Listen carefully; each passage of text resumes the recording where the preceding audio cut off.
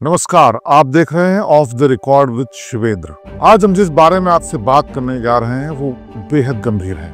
वो आपके और आपके परिवार की जिंदगी से जुड़ी है, हमारे खुद से, हमारे बच्चों की जिंदगी से जुड़ी है।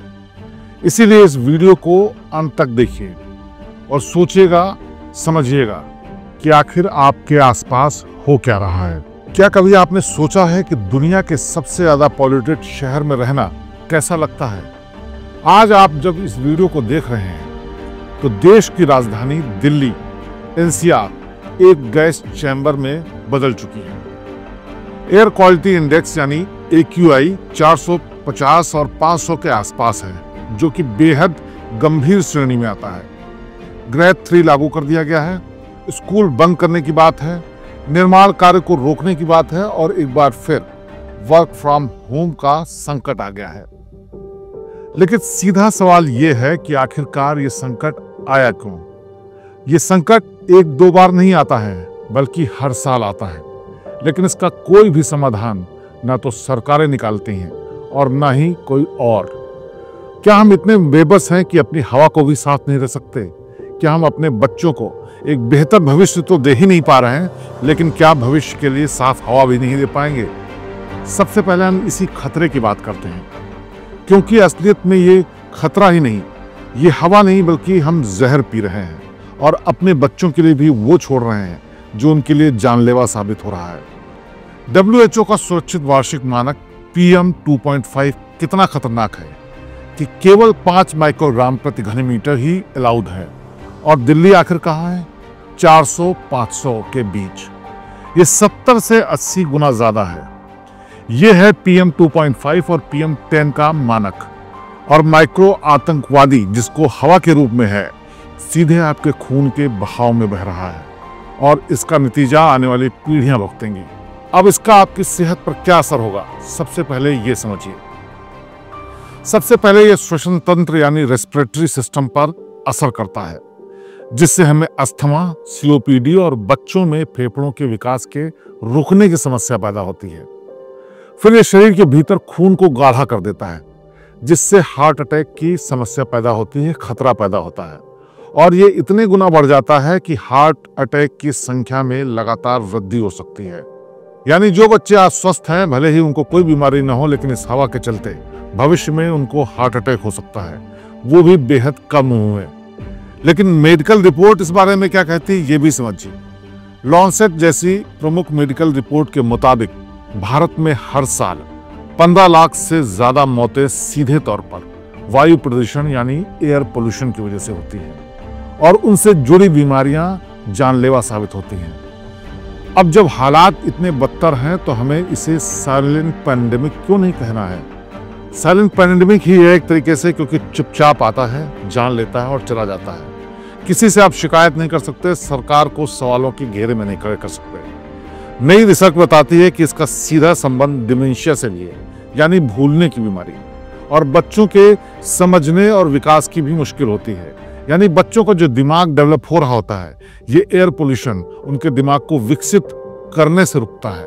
कम उम्र में बच्चों में सांस लेने की मुश्किल होती है, फिर उसकी वजह से उनको देखने की मुश्किल होती है और उनकी क्षमता घटती है। इसीलिए कम उम्र में ही उनको चश्मा लगाना पड़ता है और धीरे धीरे यही वर्णांधता के रूप में भी बदल जाता है, यानी कि कलर ब्लाइंडनेस जिसको बोलते हैं। क्या आपके बच्चों का भविष्य यही है? आप सोच कर देखिए कितनी गंभीरता, कितना सीरियस मामला है। ये मामला केवल सेहत से जुड़ा भी नहीं है, इसकी वजह से आर्थिक संकट भी पैदा हो सकता है। एक अनुमान के मुताबिक प्रदूषण के कारण भारतीय अर्थव्यवस्था में हर वर्ष 1 लाख करोड़ रुपए से ज्यादा का नुकसान होता है। आप सोचेंगे ये कैसे होता है? ये प्रोडक्टिविटी का नुकसान है, और ये बीमार लोगों के कारण खोए हुए काम के दिनों का नुकसान है, जो पूरा देश भुगतता है। वैश्विक नुकसान क्या है इसका, ये भी समझना जरूरी है। जब दुनिया देखती है कि भारत की राजधानी को हर साल गैस चैम्बर बनना पड़ता है, तो सीधे तौर पर विदेशी निवेश यानी कि फॉरेन फंडिंग, फॉरेन इन्वेस्टमेंट रोकना पड़ता है। यानी कि विदेश के लोग यहाँ पर इन्वेस्ट नहीं करना चाहते हैं। निवेशक कभी भी किसी ऐसे शहर या देश को नहीं पैसा देना चाहेगा, वहां पैसा नहीं लगाना चाहेगा जहां उसका प्रबंधन और कर्मचारी स्वस्थ रूप से काम न कर सकते हों, जहां की हवा सांस लेने लायक ना हो। क्योंकि कर्मचारियों की सेहत पर असर यानी काम पर असर। ये हमारे पर्यटन यानी टूरिज्म को भी इफेक्ट करता है, क्योंकि जो लोग यहाँ इस देश में आते हैं, अगर उनको ये पता हो कि यहाँ की हवा सांस लेने लायक ही नहीं है, तो ऐसे में ऐसे देश में कौन जाना चाहेगा। और इसका सीधा असर आप भारत में आने वाले पर्यटकों की संख्या पर भी दे सकते हैं। यानी जो दिल्ली एनसीआर में लोग आते हैं, उनकी संख्या पर जो गिरावट है, उसकी वजह भी यही है।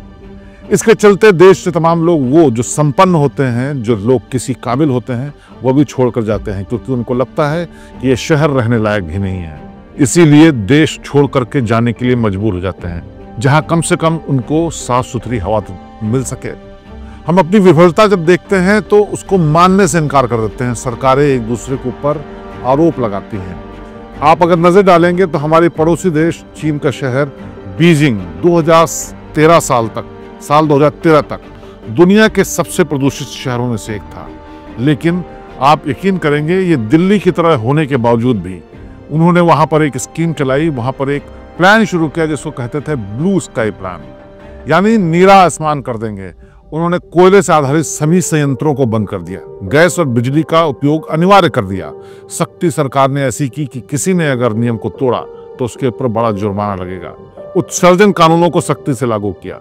नतीजा ये हुआ कि केवल 4 सालों में बीजिंग ने अपने PM 2.5 के स्तर को 40% से कम कर दिया। सवाल ये उठता है, जब WHO 5 के मानक पर तय है, अमेरिका जैसा देश भी 12 के आसपास जब उनका मानक बढ़ता है तो सख्ती दिखाना शुरू कर देता है, तो भारत में आखिरकार 500 तक पहुंचने पर भी सिर्फ मीटिंग्स क्यों होती हैं? क्यों हम सख्ती नहीं दिखाते? क्यों नहीं हम नियम कानून को कड़ाई से लागू करते? क्यों हम कोई कारगर तरीका नहीं निकालते जिससे कि सांसें साफ हो सकें? लेकिन ये इच्छा शक्ति की कमी है, राजनीति की हार है। हम 1970 के दशक के पश्चिमी देशों की गलतियों को दोहरा रहे हैं, जबकि दुनिया बहुत आगे बढ़ चुकी है। दिल्ली, पंजाब और हरियाणा की सरकारें एक दूसरे के ऊपर आरोप मरती हैं कि वहां पराली जलाने की वजह से प्रदूषण बढ़ता है। लेकिन क्या कभी आपने सोचा है, क्या ये सरकारें किसानों को वो उपाय नहीं दे सकती कि वो पराली जलाने के लिए मजबूर न हो? दुनिया में तमाम टेक्नोलॉजी ऐसी अवेलेबल है, उपलब्ध है, जिसके सहारे किसान अपनी पराली का ठीक से निस्तारण कर सकते हैं। उनको जलाने की जरूरत नहीं पड़ेगी, न ही खुले में उनको उसे रखना पड़ेगा। बावजूद इसके सरकारें उस पर काम नहीं करती। POCA जैसे डिकम्पोजर मशीन जो सिस्टम आता है, वो वैज्ञानिक तरीका है जिससे किसान अपने वेस्ट मटेरियल को यानी कि अपनी पराली को निस्तारण कर सकते हैं, लेकिन सरकारें उस पर कभी काम नहीं करती। नतीजा ये कि किसान पराली को खुले में जलाते हैं, आसमान में धुआं उठता है, दिल्ली NCR की तरफ ज़्यादा आता है, हरियाणा, पंजाब और राजस्थान की तरफ से, और उसका खामियाजा भुगतना पड़ता है वहाँ रहने वाले लोगों को, खास तौर पर बुजुर्गों और बच्चों को। जब मामला ज़्यादा बढ़ता है तो देश में, दिल्ली में, देश की राजधानी दिल्ली में ग्रैब 3 लागू कर दिया जाता है। उससे निर्माण कार्य रुकता है, लेकिन साल भर क्या होता है, बिल्डर और नगर निगम और सरकारी तंत्र के बीच जो एक भ्रष्ट नेक्सस चलता है, नियम की खुलेआम धज्जियां उड़ाई जाती हैं। उसकी वजह से साल भर के लिए इतना पोल्यूशन बढ़ जाता है कि उसका भी खामियाजा वहां रहने वाले लोग भुगतते हैं। जबकि सरकार को चाहिए कि बड़े बिल्डर्स और ऐसा निर्माण करने वालों पर इतना भारी जुर्माना लगाए कि वो ऐसा करने की हिम्मत ही न करें। लेकिन विकास की हमारी परिभाषा ये हो गई है कि हमारी सांसें ही सबसे सस्ती चीज बन गई है। वाहनों का धुआं, औद्योगिक उत्सर्जन और कचरा जलाना, इन पर लगाम कसने का जिम्मा आखिर किसका है? नगर निगमों का, सरकार का। लेकिन इस पर कितना काम होता है ये आप और हम सब जानते हैं। हमारी वो प्राथमिकता में ही नहीं है। जब मामला ज्यादा बढ़ता है तो बातें की जाती हैं राजनीति की, बातें की जाती हैं कि किसकी गलती थी, किसकी लापरवाही थी, एक दूसरे पर ठीकरा पोका जाता है, लेकिन नतीजा कुछ नहीं निकलता। मौसम बदलता है, हवा चलती है, बारिश होती है, और उसके बाद जैसे ही पोल्यूशन थोड़ा कम होता है, सरकारें फिर सो जाती हैं। कचरा जलाने की समस्या विकराल हो चुकी है, पराली की वजह से पोल्यूशन बढ़ रहा है, और निर्माण कार्य की वजह से लगातार दिल्ली धुंध के साए में जी रही है। नतीजा ये हो गया है कि हर साल ये समस्या इतनी विकराल होती जा रही है कि हमारे आपके परिवार, हम आप, हमारे बच्चे उसी में सांस लेने के लिए मजबूर हैं। जरा सोच के देखिए, जो बच्चे स्कूल जाते हैं, खुले में खेलने के लिए जाते हैं, या फिर मैदान में इस उम्मीद से जाते हैं कि उनकी सेहत में इजाफा होगा, फायदा होगा, वो कैसी सांस ले रहे हैं। ऐसी सांस जो आज उनको सांस लेने में केवल मुश्किल कर रही है, और कल को हो सकता है उनकी सांसें रोक भी दे। तो क्या हम इतने नाकाम हो चुके हैं, सरकारें इतनी नाकारा हो चुकी हैं या इतनी लापरवाह कि इतने बढ़े हुए पोल्यूशन में भी वो कुछ भी करने से डरती हैं, कुछ भी करने से रुकती हैं, कुछ भी करने में लापरवाही बरतती हैं और हमें खामियाजा भुगतना पड़ता है। और अगर ऐसे ही होता रहा तो शायद आने वाले वक्त में हमारे बच्चे बाहर तो क्या, घर में भी सांस न ले पाएं। इसीलिए इस वीडियो को ध्यान से देखिए और अपने स्तर पर जो कुछ भी हो सकता है वो करिए, पोल्यूशन रोकने के लिए, पोल्यूशन के बारे में लोगों को जागरूक करने के लिए और सरकारों को मजबूर करने के लिए, जिसकी वजह से ये पोल्यूशन कम हो सके।